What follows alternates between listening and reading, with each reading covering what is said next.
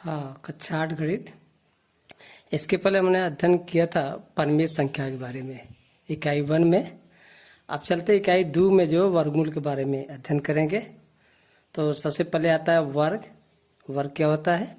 तो वर्ग की ये परिभाषा होती है, यदि किसी संख्या को उसी संख्या से गुणा करें तो गुणनफल से प्राप्त संख्या को गुणा की गई संख्या का वर्ग कहते हैं। अर्थात यदि कोई संख्या है फिर उसी संख्या को उसमें गुणा कर दिया जाए तो संख्या जो प्राप्त होती है उस संख्या को, जो गुणा की गई संख्या को, वो वर्ग कहते हैं। जैसे हमारा 5 संख्या है, 5 का 5 में गुणा कर दिया जाए तो इसको लिखा जा सकता है 5 घात 2 लिखा जा सकता है, और ये बराबर कितना आ जाएगा? 25 आ जाएगा। तो ये हमारा 5 संख्या है, 5 में 5 का ही गुणा किया गया है, तो ये हमारा जो है 25 आ गया है। ये हमारा 5 का वर्ग कहलाता है। 5 का वर्ग कहलाता है। जो 25 है ये हमारा क्या आएगा? 5 का वर्ग, यानी वही संख्या है फिर उसी का गुणा किया गया है, तो हमारा जो 25 प्राप्त हो गया है, ये 25 जो है 5 का वर्ग कहलाता है। ऐसी है 2 का वर्ग। जैसे 2 गुणे 2 है तो ये हो गया 2 गुणे 2, 2 दूनी 4 हो गया। ये 4 जो है 2 का वर्ग होगा। ऐसे एक एग्जाम्पल लिया जा रहा है, जैसे 2 सेंटीमीटर भुजा का है, 2 सेंटीमीटर भुजा का एक वर्ग लिया गया, उसमें कितना वर्ग जो है बन सकता है।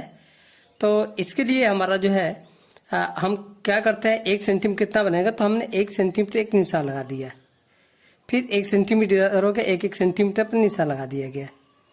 ठीक है, तो 1 सेंटीमीटर के कितना वर्ग इसमें बनेगा, तो 2 सेंटीमीटर में जो है 1 सेंटीमीटर 2 भाग ले लिया गया, इसको मिला दिया गया। ये हमारा जो है इस तरीके से मिला दिया गया। तो इसमें देखिए 1 सेंटीमीटर ये है, 1 सेंटीमीटर ये है, ये भी 1 सेंटीमीटर, ये भी 1 सेंटीमीटर। इस तरीके से हमारा जो है 1 वर्ग सेंटीमीटर का 4 जो है ये हमारा जो है क्षेत्रफल प्राप्त होगा।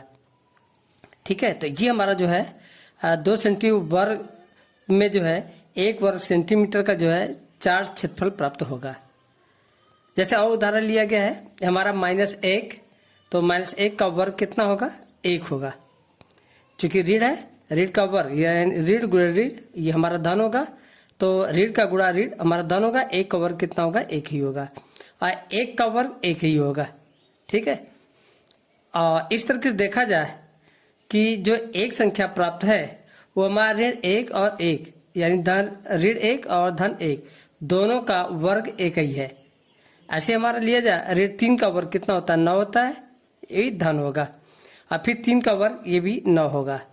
इस तरीके से जो प्राप्त संख्या है हमारा 9 है, ये देखिए ऋण 3 का भी वर्ग है और ये है जो है 3 का भी वर्ग है।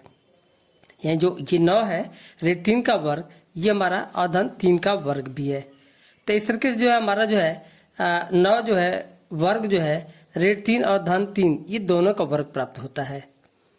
तो इसका मतलब जो है ये ऋण का और ये धन का, ये दोनों का वर्ग जो है हमेशा जो है धन प्राप्त होगा। ऐसे जैसे इसको लिया जाए 3/4 का वर्ग कितना होगा, तो यानी ये क्या है? 3 का गुणा 3 में 2 बार होगा, और जितनी घात होगा उतनी बार होगा। 4 का गुणा 4 में 2 बार, अर्थात ये भी कर सकते 3/4 एक बार है, या 2 घात है इसे 2 बार गुणा होगा, तो 3/4 गुणे कितना होगा? 3/4, ये बराबर 3 त्रिक 9 और बटे कितना होगा? 16। तो ये हमारा इसका वर्ग आ जाएगा। जैसे आंसर में है तो 3/4 है, जितने घात होगा उतने बार उसका उसी में गुणा किया जाएगा। 3/4 गुणे 3/4 हो गया। ऐसे हमारा ऋण 5/6 है, तो ये हो जाएगा ऋण 5/6, और फिर गुणे ऋण कितना होगा? 5/6। तो इस तरीके से हमारा देखा जाए कि ये 2 घात है, वर्ग है, ऐसे इसमें ऋण 5/6 में ऋण 5/6 का क्या होगा? गुणा होगा। तो ये जानते हैं कि ऋण का गुणा ऋण में होगा, धन होगा, तो ये हमारा प्राप्त ये धन आएगा, और 5 गुणे 5 कितना होगा? 25 होगा, और 25 और बटे 6 गुणे 6 ये 36 होगा।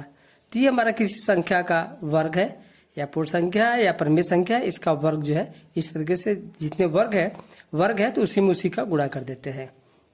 अब आते हैं वर्गमूल क्या होता है।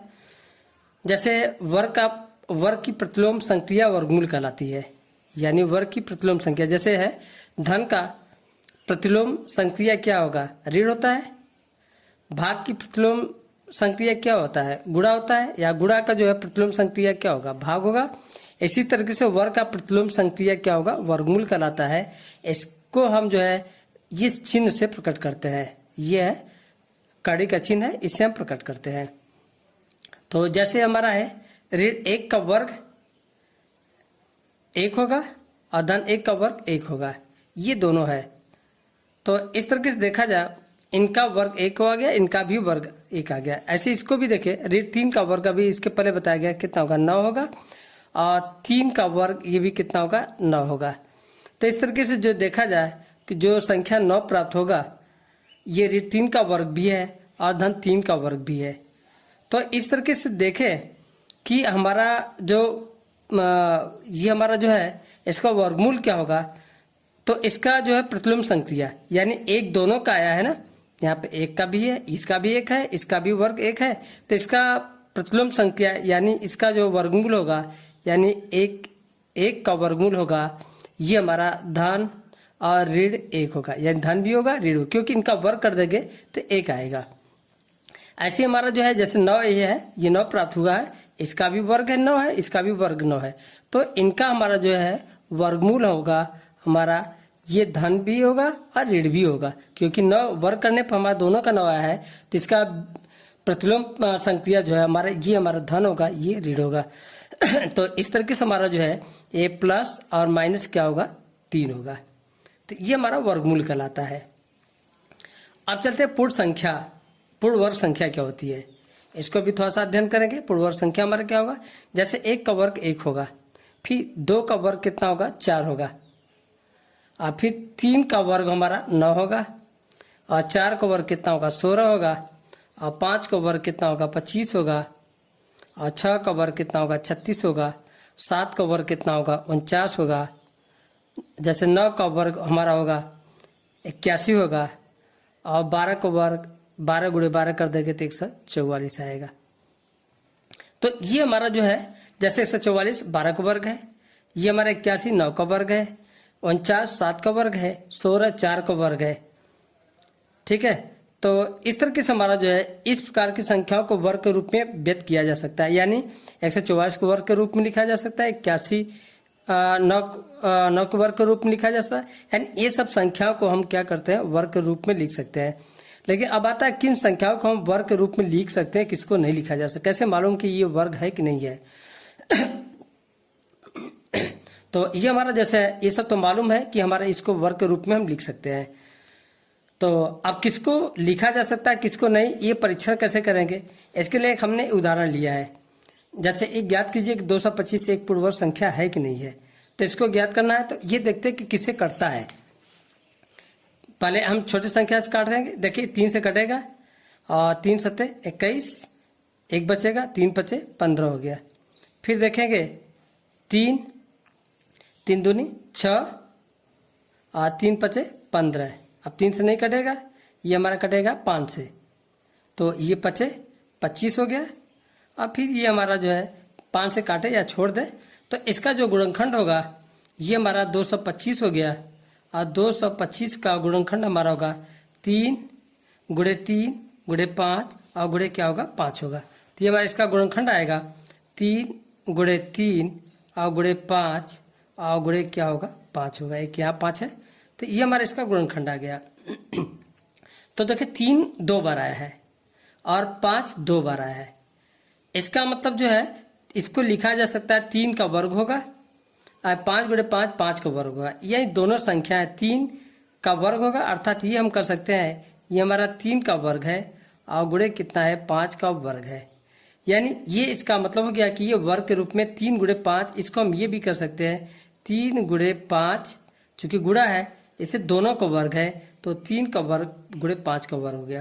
तो इस तरीके से देखा 225 जो है ये हमारा एक पूर्ण वर्ग संख्या है, यानी 2 बार आता है, तो ये हमारा जो है पूर्ण वर्ग संख्या है। तो इस तरीके से हम देखें यदि सम संख्या आती है, जैसे 4 बार आता है, 6 बार आता है, 8 बार आता है, तो ये सब पूर्ण वर्ग संख्या होगा। जितनी भी संख्या है यदि वर्ग के रूप में है या समघात के रूप में है तो ये हमारा पूर्ण संख्या होता है। अब एक और सवाल लेते हैं, 810 है, क्या ये हमारा जो है पूर्ण वर्ग संख्या है। तो पहले 0 है, इसे 2 से कट जाएगा, 2 चौके 8, 1 में भाग नहीं जाएगा, 0 बार होगा, 2 शून्य 0 और 2 पच्चे 10 होगा। अब फिर ये देखें 2 से नहीं कटेगा, ठीक है। अब देखते 3 से कटता है, 3 एकने 3, 10 होगा, 3 त्रिके 9, 3 से कट जाएगा, 3 एकने 3 और 10 होगा, 3 त्रिके 9, फिर 1 बचेगा, 15 होगा, 3 पचे 15 होगा। और फिर देखते 3 से कटेगा, 3 चौके 12 और 3 पचे 15 होगा। और फिर 3 से कटेगा, 3 एकने 3, 3 पचे 15 होगा। और फिर 3 से कटेगा और 3 पचे 15 हो गया।